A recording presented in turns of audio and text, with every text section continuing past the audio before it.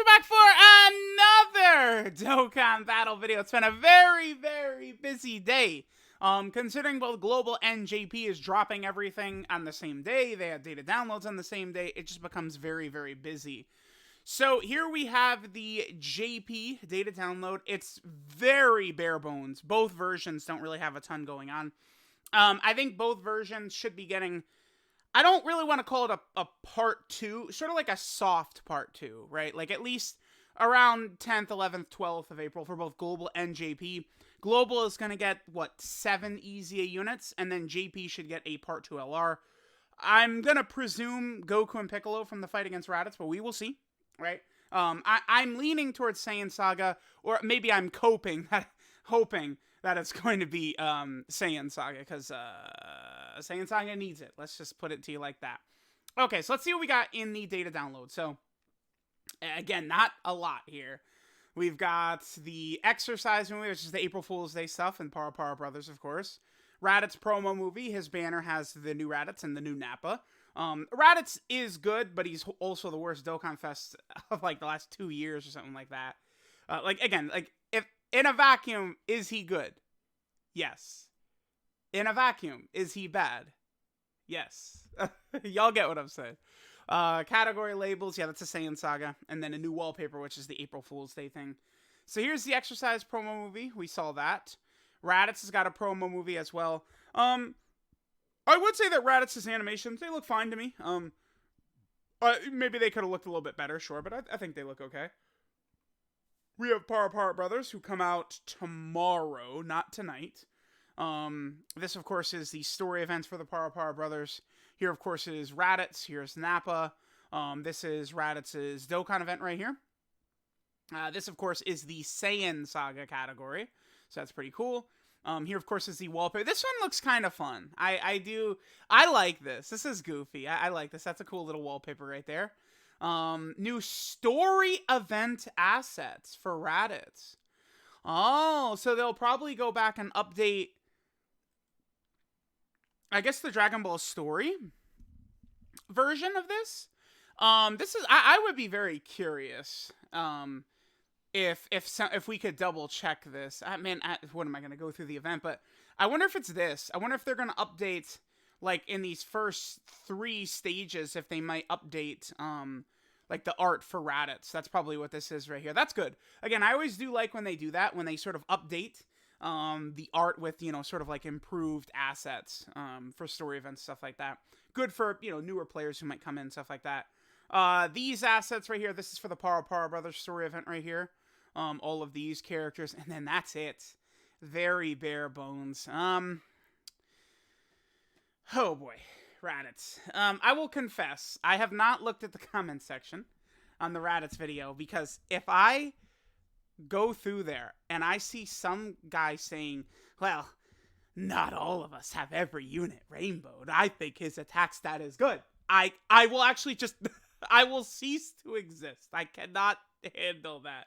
I'm sorry, Raditz is not well designed. His damage is horrible. I think he does do good damage right here. When the HP of the enemy is under 50%. Is this? Okay, well, because it's got to be when facing one enemy. So, yeah, it's this extra attack buff is only against one enemy. Because I was going to say, like, does he have to be targeting that enemy under 50% HP? But it's all tied. Like, this is all tied together with one enemy. The 50% attack and defense on Super. The extra 100% attack and 50% chance to crit when the enemy's HP is below 50%. That ability is like, I feel like it sucks. Like, it's just... Basically, the way I could describe this is Raditz, his attack stat is comparable to the Super Saiyan 2/3 Goku comes out on Global in like 3 hours or whatever. Raditz's attack stat with like 80% support is similar to that Goku with like 0% support. Except Goku then has built-in additionals and Goku has a 50% chance to crit. Right? Like, that's how I describe that. And that's Super Saiyan 2 Goku. Right? Like, that's... And Goku came out in December for JP. He's a 2021 unit. So it's just like, I don't really know what they were thinking. This is the main reason he sucks is because people go, oh, he's meant for Super Battle Road. Not really, because 150% defense, dude. What is he gonna have? 300k defense at the start of turn? That's not good enough for slot 1 in the tough Super Battle Road stages. You guys know that. Like, cause he does a guaranteed crit against multiple enemies if he gets hit first. Dude, you're gonna put him in slot 1, he gets super attacked and you instantly die, is what happens. Cause it's like, I mean, again, I don't really understand. Sometimes they're just baffling in their decisions. Let's look at TEQ Raditz real fast. Okay, check this out. So he gets 2 key, stuns the attacked enemy, so he gets a guaranteed stun, and reduces damage received by 50% when facing 2 enemies. Why, oh why in hell does this guy get the inferior 150% defensive buff, and TEQ Raditz has got the super pog damage reduction, right? Like, really what should happen here, this Raditz I think would be very interesting if you just made it to where this was 70% damage reduction, so really allow him to cook. So 70% damage reduction right there, you can keep everything else the same. And then I think this is fine, but then also add in, he can, against multiple enemies, he could use it right away. Like, if you just did those 2 things, that would sort of fix him. In which, yes, he is a Super Battle Road killer at that point. The way he is not a Super Battle Road killer, dude. He's not. Unless you consider a 2 million attack stat AoE a killer. Because keep in mind, this extra attack buff he gets on super attack, guess when he doesn't get that? When there's multiple enemies. So it's like, people don't even realize that this dude hits like a feather. A feather against multiple enemies. Like, it's just horrible design. Another way they easily could have made this guy incredible would be Scouter. You said that, like, 150% attack and even start a turn, and he has a Scouter, and all of a sudden that fixes him a lot. Like he's a top 5 TUR unit for sure. Because the Scouter's the strongest ability in the, like, dodge and Scouter are like the strongest abilities in the game, right? So it's like, if you have the Scouter on this guy at all times, like that's the way his kit seems. Because it's like, compared to other recent TURs, his power is lacking. His defense is in line, because it's like, you know, he could have 200k start a turn, but then he's got another 50% right there and 50% right here. So it's like, he's in line defensively with some other recent TURs. Not Ginyu, but some other, you know, recent TURs. So I don't know. You give him the Scouter, you give him damage reduction instead of the defense, allow this to be activated right away against multiple enemies. Because the thing about this is good. Guaranteed stun.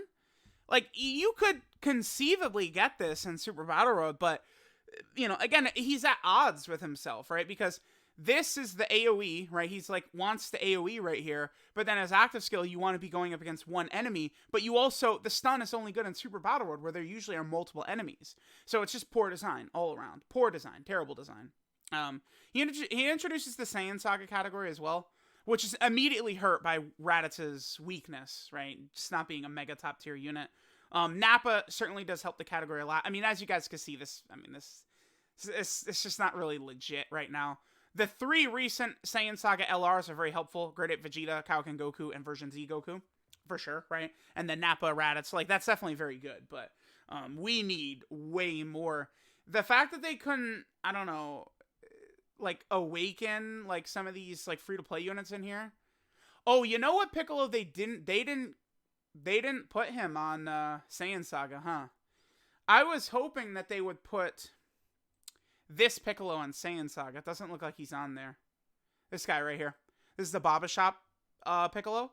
Because he's not on anything, right? He's not in any, like, Saga category. So I was hoping that he would get it, but he did not, so. Okay. But, like, yeah, dude, we need a lot for Saiyan Saga. Look at this. It's just so bare bones. And this is why, like, if you swap out Raditz for Ginyu, like, all of a sudden Saiyan Saga is, like, super sick, I feel like. Because remember, that STR Kaioken Goku is actually, like, a top 3 unit in the game contender. Really powerful. Version Z Goku certainly helps him, but you're not running them as a rotation in difficult content. I do hope they continue to buff the Saiyan Saga. You know, Saiyan Saga is really good. Okay, Nappa. I'm hearing, so everyone loves Nappa, including me. I'm hearing some people say that Nappa is probably overrated. I disagree, though, because he gets the 780% defensive buff. And as you lose health, the defensive buff does get lower, for sure. But here's the thing. Nappa, ideally, is probably going to be like a floating unit anyway, and he's getting 50% defense right here. So it's like if he's starting out 400k defense at the start of turn, and then he super attacks and gets 50%, he's good, right? Like he's fine. In red zone as well. Depending upon what your health looks like, maybe you're not running him in slot 1, maybe you are, but his defense is looking good. I like this design better than I do Raditz. He is, of course, a Saiyan Saga category support.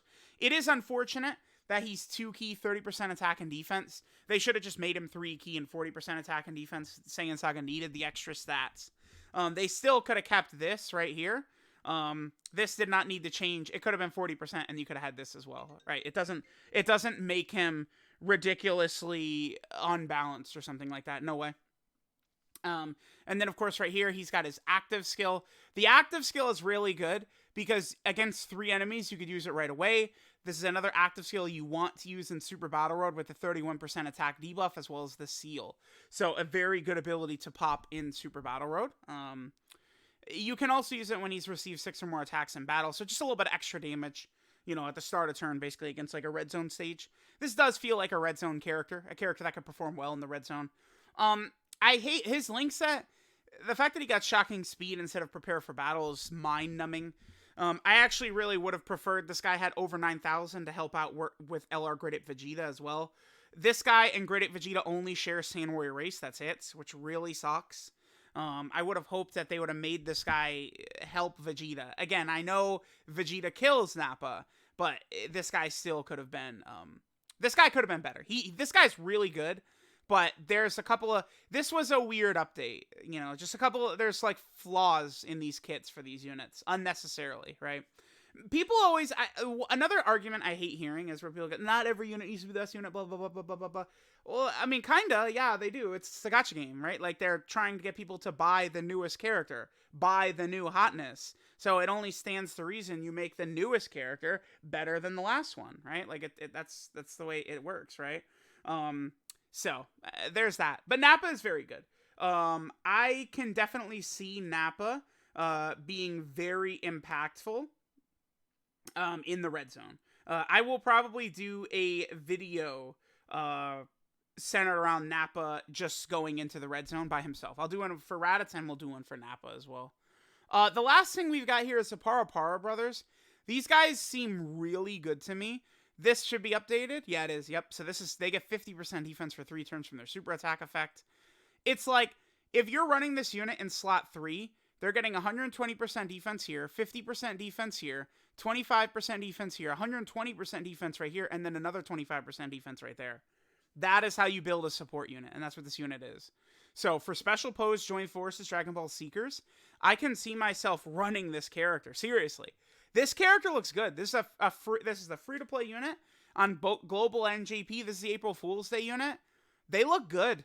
I'm dead ass. This is a good design for a character. This is how you build a free-to-play unit right here. This is perfect. I love it. I love their design. I think they absolutely nailed this. It's hilarious that Raditz is horrible. Nappa's great, but he's got a couple little flaws in there. And then the Para brothers, I don't, right? Like, their links suck, but it's like, dude, it's the Para brother. Like, what are they going to do?